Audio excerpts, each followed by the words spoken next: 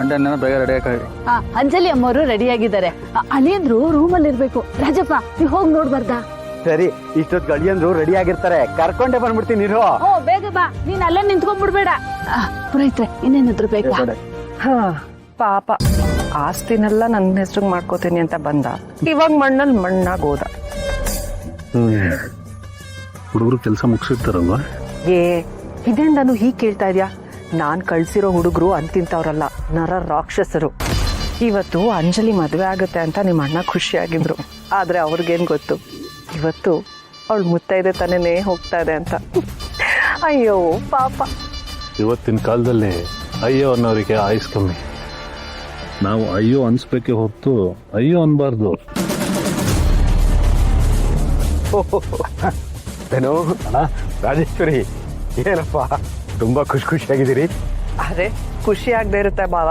ಇವತ್ತು ಅಂಜಲಿ ಮದ್ವೆ, ಅವಳು ನಿಮಗ್ ಮಾತ್ರ ಮಗಳಲ್ಲ, ನಮಗೂ ಮಗಳೇ ಅಲ್ವದನು? ಹೌದಮ್ಮ, ನನ್ನ ದುಡುಕ್ತನದಿಂದ, ನನ್ನ ಕೋಪದಿಂದ ನನ್ನ ಮನೆ ಸಂತೋಷನ ನಾನೇ ಹಾಳು ಮಾಡ್ಕೊಂಡ್ಬಿಟ್ಟಿದ್ದೆ. ನಾನು ವಯಸ್ಸಾದ್ಮೇಲೆ ಒಂದು ಪಾಠ ಕಲ್ತಿದ್ದೀನಿ. ಏನ್ ಗೊತ್ತಾ? ಏನಣ್ಣ? ಮಕ್ಕಳು ಚಿಕ್ಕವರಿದ್ದಾಗ ಅವ್ರಿಗೆ ಏನು ಬೇಕೋ ಅದನ್ನೆಲ್ಲ ಕೊಡಿಸ್ಬಿಡ್ತೀವಿ. ಅದೇ ದೊಡ್ಡವರಾದ್ಮೇಲೆ ಅವ್ರ ಪ್ರೀತಿನ, ಅವ್ರ ಮನಸ್ಸನ್ನ ಅರ್ಥ ಮಾಡ್ಕೊಳ್ಳೋ ಪ್ರಯತ್ನನೇ ಮಾಡಲ್ಲ. ಹಾಗಂತ ನಾವೇನು ಅವ್ರಿಗೆ ಕೆಟ್ಟದ್ದು ಬಯಸೋದಿಲ್ಲ. ದೊಡ್ಡವರಾದ್ಮೇಲೆ ಅವ್ರ ಆಯ್ಕೆಯಲ್ಲಿ ಎಲ್ಲಿ ಎಡುತ್ತಾರೋ, ಎಲ್ಲಿ ಜೀವನ ಹಾಳು ಮಾಡ್ಕೋತಾರೋ ಅನ್ನೋ ಭ್ರಮೆಲಿ ನಾವೇ ನಮ್ಗೆ ಗೊತ್ತಿಲ್ಲದೆ ಅವ್ರ ಜೀವನನ ಹಾಳು ಮಾಡ್ಬಿಟ್ಟಿರ್ತೀವಿ. ಅದಕ್ಕೆ ಯಾಕೆ ಸುಮ್ಮನೆ ಬೇಜಾರು ಮಾಡ್ಕೋತ್ಯಾ? ಇವಾಗ ಎಲ್ಲ ಸರಿ ಆಗಿದೆಯಲ್ಲ.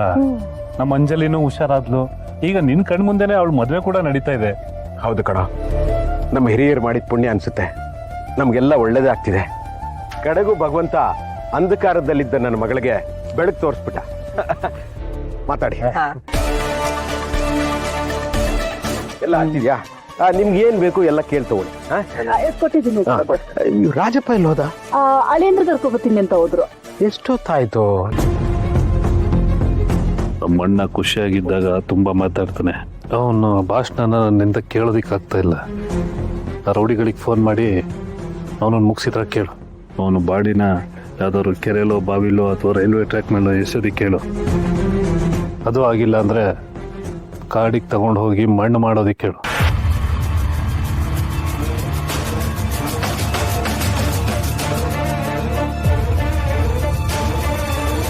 ತಾನು ಅವ್ರ ಫೋನ್ ರಿಸೀವ್ ಮಾಡ್ತಾ ಇಲ್ಲ. ರಿಸೀವ್ ಮಾಡ್ತೀನವಾ? ಇನ್ನೊಂದ್ಸಲ ಟ್ರೈ ಮಾಡು.